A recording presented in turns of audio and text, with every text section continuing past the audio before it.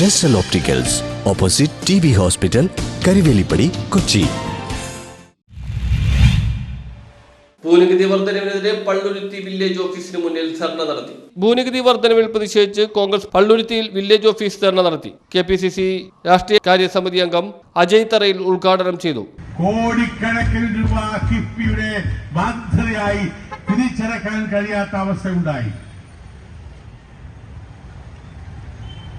പെട്രോളിനും ഡീസലിനും